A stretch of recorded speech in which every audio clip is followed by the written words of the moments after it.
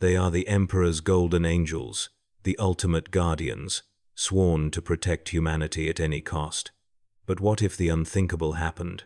What if the unbreakable broke? The Adeptus Custodes turning to chaos would mean the end of everything. Tonight, you'll witness how logic itself becomes the deadliest heresy, and how the most loyal warriors in the galaxy damn themselves trying to save their god. The Golden Throne is failing. Every custodian knows this. They stand watch in halls where time moves like congealing blood, and they count the seconds until catastrophe. These warriors are not space marines. They are something far more terrible. Each one is a work of individual art, crafted by the Emperor's own hand, enhanced beyond what any Astartes could dream of achieving. They remember everything, every failure, every compromise, every incremental degradation of the great machine that keeps their master alive, and they have run the calculations. The Emperor has perhaps a century left before the Golden Throne collapses completely, maybe less. Captain Valdor once said that a space marine knows no fear because he has been conditioned to suppress it. A custodian knows no fear because he has calculated every outcome and accepted his death as an acceptable variable. This is not courage. This is mathematics married to faith and welded into flesh that can shrug off bolter rounds. They understand exactly what they guard and what it costs. For 10,000 years, they have stood perfect and unbroken while legions turned traitor, while the ecclesiarchy descended into madness, while the Imperium rotted from within. Through everything, the Custodes remained golden. But something is changing. Deep in the halls near the throne, a custodian runs probability matrices in his enhanced mind. The numbers are undeniable. When the Emperor dies, his psychic death scream will tear a hole in reality large enough to swallow the Sol system. Terror will become a second eye of terror. This is not theory. This is mathematical certainty. Unless someone acts. Unless someone with the strength and knowledge to make the impossible choice does what the Emperor himself might do if he could still act, save the Emperor. Not the Imperium. The Emperor. The thought lasts a tenth of a second before discipline crushes it. But in the warp, thoughts have power. Something notices. Not the chaos gods themselves. They are too loud, too obvious. But there are other things in the Imperium. Ancient fragments of destroyed gods. Entities that possess intelligence and infinite patience. They cannot touch terror directly. The Emperor's presence burns too bright even in his diminished state. But they can whisper. They can take that moment of doubt and show the custodian pure data. Not temptation, calculation. What if the Emperor's death does not lead to rebirth? What if the ecclesiarchy is wrong? What if his soul is so diminished by 10 millennia of torture that when the throne fails, there will be nothing left to resurrect? The Imperium will fall. The Astronomicon will go dark. Trillions will die screaming. The Xenos will descend.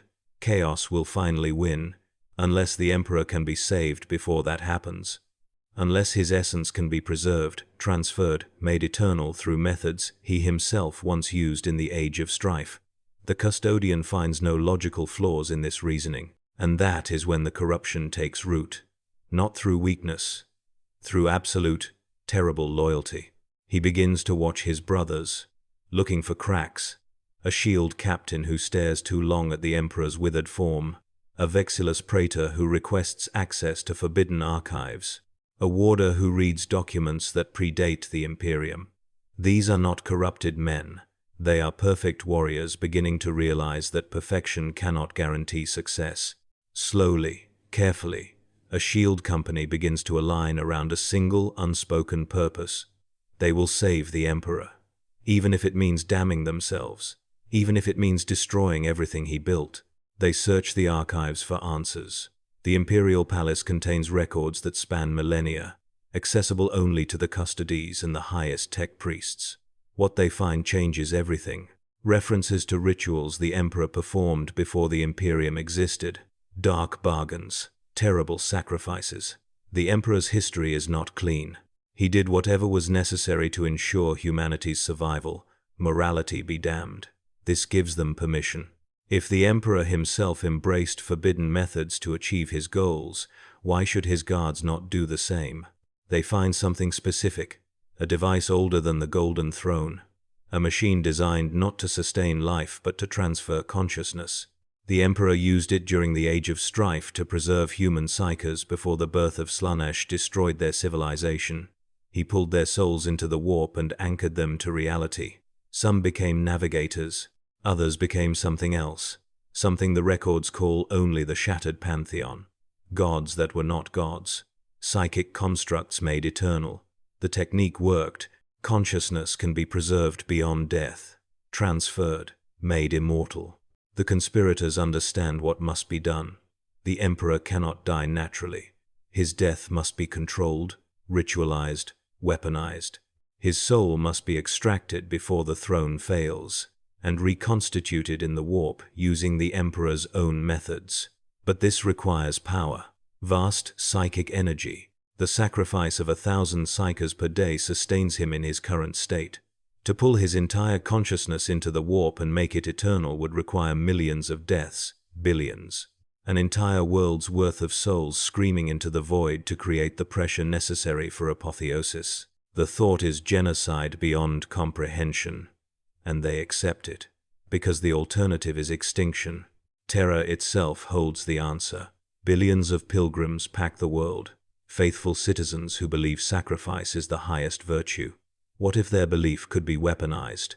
What if a catastrophe could be engineered that channels their death energy toward a specific purpose?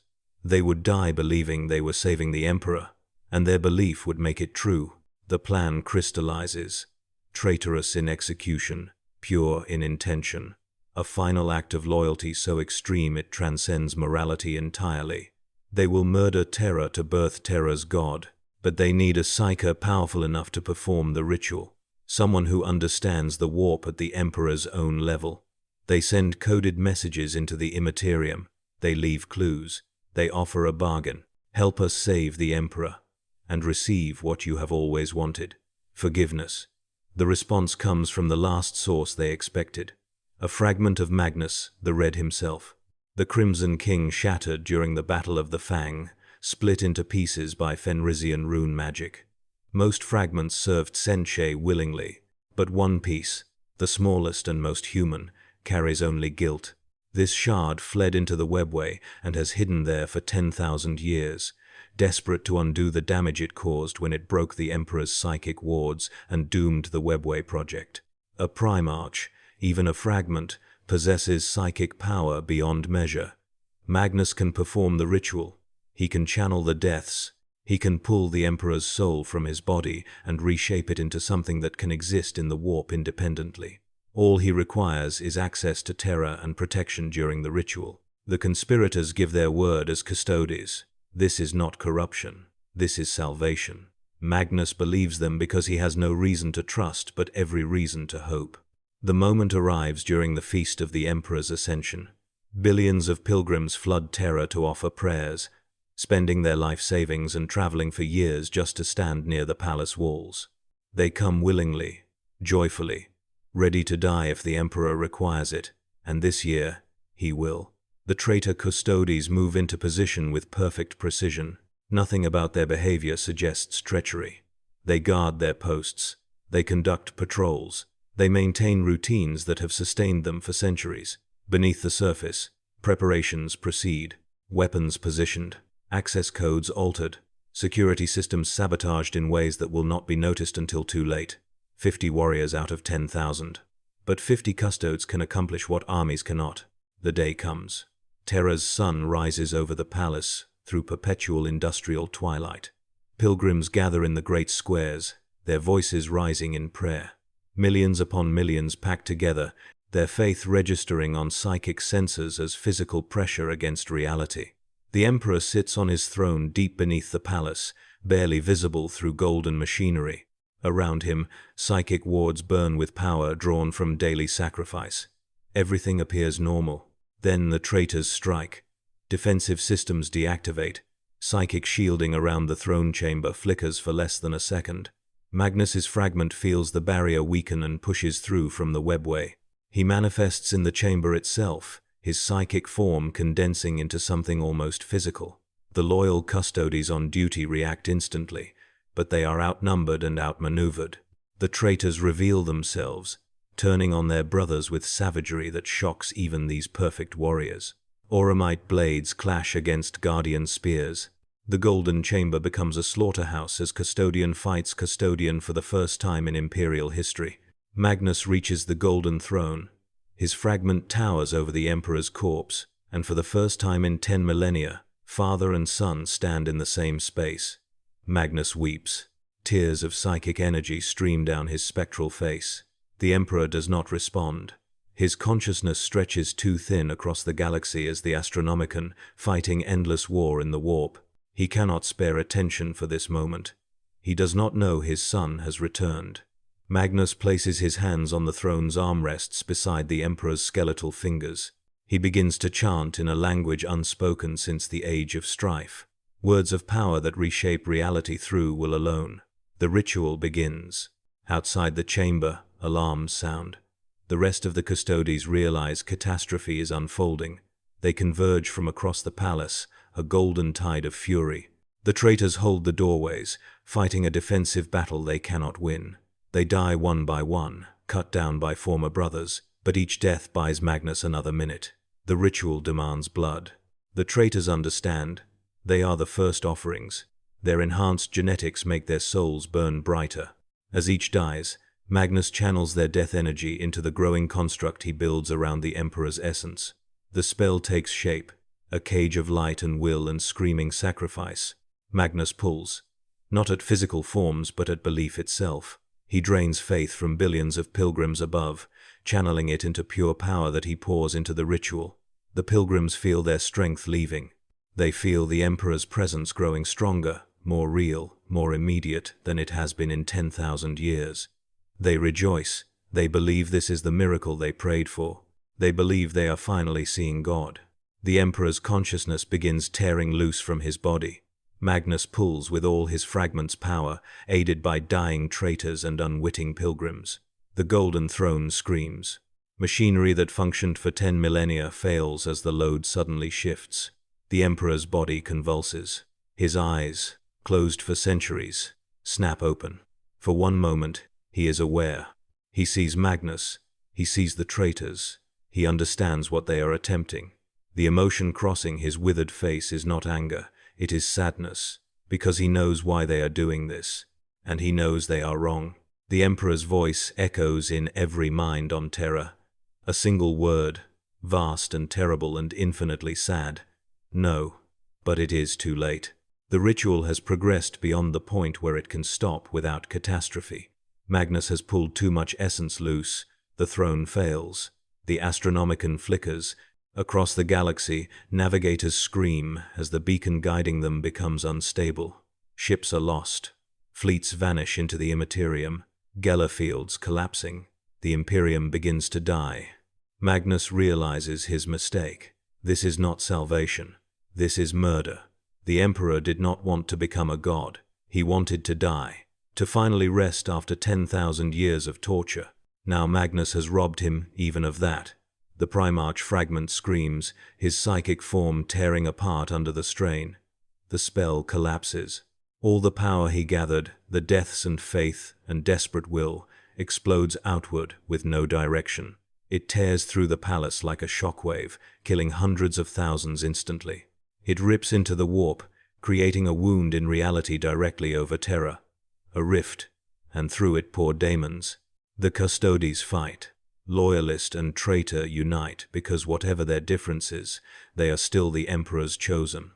They form shield walls in corridors never meant for battle. They hold doorways while civilians evacuate. They spend their lives like currency to buy seconds. Daemons come in endless waves, bloodletters and plague-bearers and horrors, all screaming praise to dark gods. The palace becomes a war zone.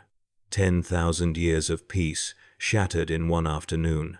The Emperor still lives, barely. The ritual did not transfer his consciousness, but it damaged him beyond what the throne can sustain. His body shuts down, his psychic presence fragments. The Astronomicon gutters like a candle in a hurricane. Across Terra, pilgrims who survived begin to understand. They have been betrayed. The Custodes, golden angels they venerated, have turned traitor. Faith curdles into rage. The pilgrims descend into madness. Some attack each other. Some assault imperial authorities. Some march on the palace itself. Billions strong. They will save the emperor with their bare hands. They will prove their faith with blood. The Captain General arrives with reinforcements, cutting through daemon and traitor with fury that would make Khorne pause. He is ancient beyond measure, old enough to remember when the emperor walked among men. Never in all his centuries did he imagine facing this horror. Custodians fighting custodians. The emperor under assault. Terror burning. The Astronomicon failing. Every nightmare scenario manifesting at once. He reaches the throne chamber and stops. What he sees breaks something inside him that he thought unbreakable. The emperor's body has begun to disintegrate. Not quickly, but with the inevitability of a structure exceeding its load capacity. His flesh turns to ash that does not fall but dissipates. Bones show through, yellowed and ancient, held together by will and machinery alone. The throne itself fails, great rents torn in its golden surface, cables sparking, systems shutting down one by one. Tech priests stand frozen in horror, unable to process what they witness. The Omnissiah is dying. Some go mad. Some shut down. A few continue their ministrations even as machinery crumbles in their augmetic hands. The Captain General approaches with steps that feel like walking to his execution. Around him, surviving Custodes form defensive perimeters, holding back daemon incursion through sheer refusal to die. Outnumbered 1,000 to 1. Fighting for hours without rest. Wounded beyond mortal limits. None retreat. None falter. They will hold until every one of them is dead. The Captain General kneels before the throne. He removes his helmet, something he has not done in battle in living memory. He looks upon his master's face. The Emperor's eyes are open but unfocused. His lips move. The Captain General leans close, his enhanced hearing catching the barest whisper. "Forgive them. They loved me." 5 words carrying more weight than any decree the Emperor ever issued. The Captain General understands why the traitors did this. Not from corruption, not from weakness, from loyalty too absolute to accept that love sometimes means letting go. The Emperor wanted to die, needed to die. His imprisonment has been 10 millennia of torture that he endured because humanity needed the Astronomicon. But the cost has been his soul's slow dissolution, worn away by psychic strain until almost nothing remains. The traitors tried to save him and instead accelerated his end. They tried to free him and exposed him to destruction. Their greatest loyalty became ultimate betrayal, not of his person but of his will. The Captain General does not know what to do. No protocol exists for when the Emperor dies. No contingency plan accounts for the throne failing while terror burns. He watches the Imperium's end in real time with no idea how to stop it. So he does the only thing he can. He reaches out and takes the Emperor's skeletal hand in his gauntleted fingers. He holds on. He bears witness. He ensures the Master of Mankind does not die alone. Above them, battle continues. Daemons pour through the rift in ever-increasing numbers. Custodes die one by one, each death buying seconds that amount to nothing against inevitable defeat. The palace burns. Pilgrims riot. The Imperium tears itself apart. On a million worlds, navigators scream as the Astronomicon goes completely dark. For the first time in 10,000 years, the beacon guiding humanity through the warp extinguishes. Ships lose their way instantly. Fleets scatter. Entire sectors become isolated. The greatest catastrophe in human history unfolds in hours. But something else happens. The Emperor's death is not quiet. His psychic presence has been a fixture in the warp for 10 millennia, a blazing star holding back darkness through refusal to surrender. When that presence collapses, it does not vanish. It explodes. The Emperor's soul detonates in the Imperium with force that makes Slaaneish's birth look gentle. The psychic shockwave tears through the warp, disrupting daemon hosts, scattering chaos fleets, creating a terrible moment of absolute clarity in which every sensitive being in the galaxy experiences the Emperor's death personally. Across the Imperium, across reality itself, humanity feels its god die. The sensation bypasses language entirely. Grief and loss and abandonment compressed into psychic experience. Every human with even a touch of potential experiences it. Every faithful citizen who ever prayed feels it. Trillions mourning simultaneously. And in the warp, that mourning takes shape. Because belief has power in the Imperium, faith reshapes reality. Humanity's faith in the Emperor, accumulated over 10,000 years of prayer and sacrifice, is among the most powerful forces in existence. Without the Emperor's physical presence as an anchor, that faith becomes wild, dangerous. A new god gestates in the warp. Not the Emperor reborn as prophesied, not a benevolent deity of protection, but something shaped by humanity's actual relationship with the Imperium. 10,000 years of suffering and brutality and desperate survival. A god of martyrdom and sacrifice. A god of endless war and Pyrrhic victories. A god demanding blood and pain and service unto death because that is what the Imperium taught its citizens to value. This entity coalesces in the Imperium, drawing power from humanity's collective unconscious. It is vast, terrible, and utterly insane. The Chaos Gods notice immediately. This new presence is unwelcome. They spent millennia trying to corrupt the Emperor's essence. Now suddenly there is this thing, this malformed godling birthed from twisted faith, growing in power with every moment. Khorne sees a rival. Tsenchus sees an unplanned piece on his board. Nurgle sees something refusing to accept decay's natural order. Slaanesh sees an entity built on denial of sensation and self-sacrifice, the antithesis of everything she represents. The four move against this new god with coordinated fury. For once, the ruinous powers act in concert, recognizing the threat. If this entity solidifies, it will create a fifth chaos god standing in opposition to them all. War in the warp mirrors war on Terra. Daemon armies clash against something not quite daemon, not quite divine, but impossibly powerful. The new god has no intelligence yet, no consciousness beyond raw emotional content of the faith that birthed it, but it fights with humanity's desperation, and desperation is a weapon the Chaos Gods never learned to counter. They know temptation and corruption. They know how to turn strength into weakness. But what weakness can they exploit in an entity built entirely from sacrifice? How do you corrupt something that already embraces suffering as holy? On Terra, the Captain General feels the warp shift. Every custodian does.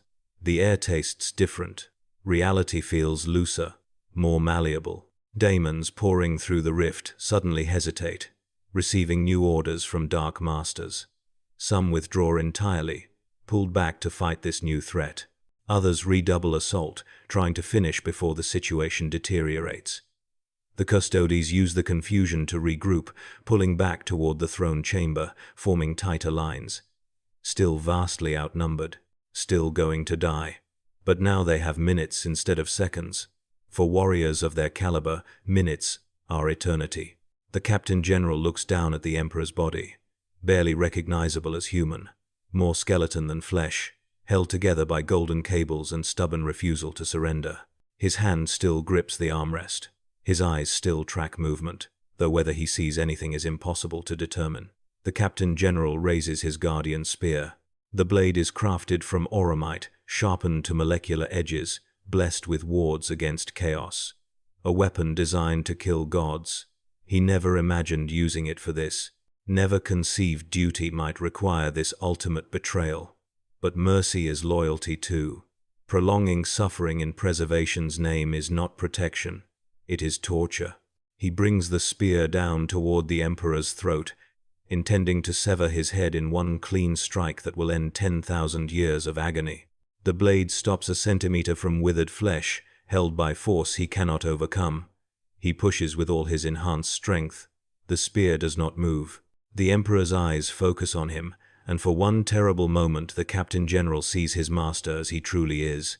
Not the broken corpse, not the fading psychic presence, but the being beneath all that, the ancient intelligence that survived 40,000 years, that witnessed civilization's birth and death, that played strategy with gods and walked through history wearing 1,000 faces. That being is still present, diminished but unbroken, and it is amused. The Emperor's lips move. The Captain General hears words that will haunt him forever. You cannot kill me. I will not permit it. There is still work to be done. The spear falls from nerveless fingers. The Captain General staggers back, his mind reeling. The Emperor could have ended his suffering at any time, could have shut down the throne, released his grip on the Astronomicon, simply died. But he chose not to, chose to endure. Not because he was trapped, but because he refused to surrender, because abandoning humanity, even humanity that twisted his vision into grotesque parody, remained unthinkable. The Captain General begins to laugh, edging toward madness. The traitors died, believing they were saving the Emperor from imprisonment. They never understood. He was never imprisoned. The throne was not a cage. It was a choice. A sacrifice he made willingly and would make again, no matter the cost. That is the tragedy. The Emperor could leave at any time. He stays because he loves us. The realization spreads through surviving Custodes like psychic wildfire. They feel it through their connection to their master, that bone-deep understanding that the Emperor has been choosing this torture for 10,000 years. Some weep inside their helmets. Some stand straighter, renewed purpose flowing into exhausted limbs. They are not fighting to save the Emperor. They are fighting to be worthy of his sacrifice. The distinction transforms desperation into determination. They will hold this ground, not because he needs protection, but because it is their purpose and privilege to do so. Terror survives. Barely. The rift over the palace begins closing as Chaos forces withdraw to deal with the new threat in their own domain. Daemons on the surface dissipate, banished without rift energy to sustain them. Riots slowly burn out as exhaustion catches up with fervor. Pilgrims who survive will spend their lives trying to understand what they experienced, that moment of divine presence followed by crushing loss. Most will conclude it was a test of faith. Some will break entirely. A few will suspect truth, that the Emperor is not what the ecclesiarchy claims, but they will keep doubts silent because heresy is met with fire. The Astronomicon does not reignite. This is the catastrophe that cannot be undone. Without the Emperor's psychic presence guiding it, the great beacon is dark. Tech priests frantically search for alternatives, ways to restart the system using other psychers or different methods, but nothing works. The light that guided humanity for 10,000 years is extinguished. The Imperium fragments. Sectors lose contact with each other. The vast administrative machine that governed 1,000,000 worlds begins grinding to a halt. Without the Astronomicon, there is no reliable warp travel. Without warp travel, there is no Imperium. Only isolated pockets of humanity struggling to survive in the darkness. The traitor Custodes are hunted. Their names are erased from records. Their bodies burned and ashes scattered. No trace remains. But the Captain General remembers what they were trying to do. He carries that burden privately, the knowledge that even the most loyal can break if they love without understanding. The conspiracy is declared a demonic corruption, chaos infiltration that nearly destroyed Terra. The truth, that it was pure loyalty taken to its logical extreme, dies with him, because that truth is too dangerous. If the Custodes can be corrupted by logic rather than temptation, then no one is safe. Better to blame demons. Better to maintain the lie that loyalty is absolute and doubt is always corruption. The Emperor remains on the golden throne. His body continues its slow deterioration, but he endures. He always endures. The sacrifice of 1,000 psychers per day continues. The machinery grinds on. Nothing has fundamentally changed except that now everyone knows the truth they always suspected but never acknowledged. The Emperor is dying, the Imperium is dying, and there is nothing anyone can do to stop it. The only choice is how to face that end, with dignity or desperation, with acceptance or denial. The Custodes choose acceptance. They will guard until the last. They will witness. They will remember. And when the end finally comes, whenever that may be, they will ensure the Emperor does not die alone. In the warp, the nascent god of human faith and the chaos god circle each other like predators. Neither side can win decisively. The new entity cannot achieve full apotheosis without more time and more faith. The four cannot destroy it without committing resources they refuse to spare. So they wait, they watch. They prepare for a war that will eventually come but has not yet begun. This balance will not hold forever. Something will break. But for now, in this moment, humanity has bought itself a reprieve, not salvation, not victory, just time. A little more time to exist in a universe designed to exterminate everything good and hopeful and pure. The golden halls of the Imperial Palace are quieter now. Fewer Custodes walk them, casualties from the battle that cannot be quickly replaced. Each warrior takes a fraction more responsibility, guards a few more passages, stands watch over slightly larger domains.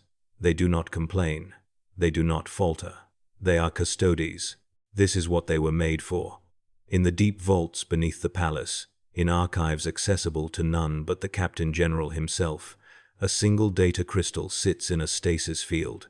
It contains the names of the 50 traitor Custodes, their service records, their oaths, their final moments. One day, millennia from now, when the Imperium has finally fallen, and humanity exists only as scattered remnants among the stars, perhaps someone will find that crystal. Perhaps they will learn what really happened during the feast of the Emperor's Ascension. Perhaps they will understand that the greatest tragedy is not that loyal warriors turned traitor, but that they remained loyal until the very end. That their betrayal was the purest expression of love their hearts could conceive. That they damned themselves gladly, believing it would save their God. But that day is not today. Today, the Imperium endures, broken, fragmenting, dying by degrees, but still alive, still fighting, still refusing to surrender to the darkness that presses in from all sides. The Emperor sits on his throne and suffers. The Custodes stand their watch and endure. Humanity struggles across 1,000,000 worlds and survives. This is not the happy ending anyone wanted. This is not the glorious salvation the faithful prayed for. This is just existence, purchased at terrible cost, sustained through sacrifice beyond measure, continuing because the alternative is unthinkable. Welcome to the Imperium of man in the 41st millennium. There is only war.